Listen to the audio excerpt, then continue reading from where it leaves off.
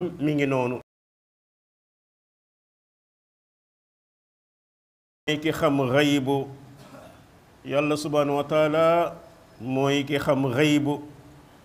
loolu moo tax ba bokk na ci njuumte yu rëy koo xam ne def na jullit la ba pare sol aw dàllam dem ci koo xam ne da koy xamul xaybu mu naan da koy seetal wala da koy defal lu mën a doon bokk loolu ci bàkkaar yi gën a garaw la bokk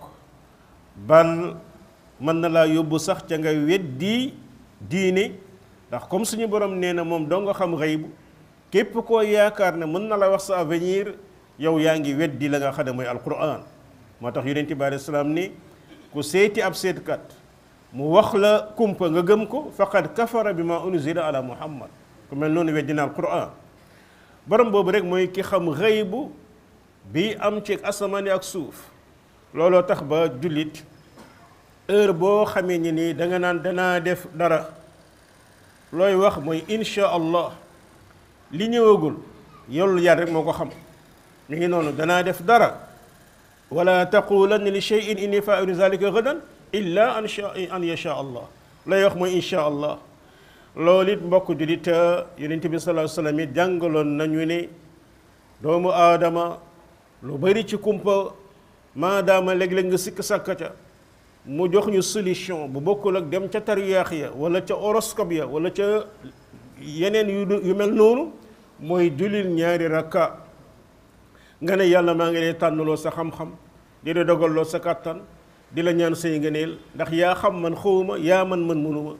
lii may bëgg a dugg bu baaxee sama diine baax sama àdduna yombalal ma ko barkeelal ma ko bu baaxul soril ma ko te indil ma lu ko gën lii mbokk la jullit di def gëm ne xaybu yàlla subhanahu wa taala dong moo ko xam te jàpp naa ni képp kuy wax ci xaybu ci sunu Sénégal gii wallaay man ngeen xam moo gaa yi ana saltige yi ana xaaw yi ana waa gindal yi ana waa seetkat yi kan moo mënoon a xam ne Diomaye Faye mooy nekk président de la république ku mënoon a wax ci ñoom kan moo ko mënoon imaginer bokk loolu xaybu la 10 jours avant yaa nga tëdd prison 10 jours après yaa nga tëdd présidence bokk lii xaybu la yàlla rek moo ko xam te mu nekkoon benn mbir crucial boo xam ne Sénégal gépp bal lu ëpp ci àdduna bi ñi ngi doon xalaat Sénégal nu ñuy def kan mooy wuute président bi fi nekk kenn mënu koo xam ku dul yàlla jalla waala am déet lii rek war naa yee doomu aadama yi mi ngi noonu ay kilifa yu mag ci diine sax dérapé ci loolu muy wane ni xaybu yàlla moo ko moom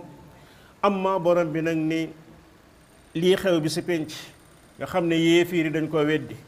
te mooy dekkal gi yàlla di dekkal ay jaamam suñu borom mu ne gis nga yow doomu aadama ni ngay xefee ko xippi doomu aadama li muy def la ci ëpp mooy xefe xippi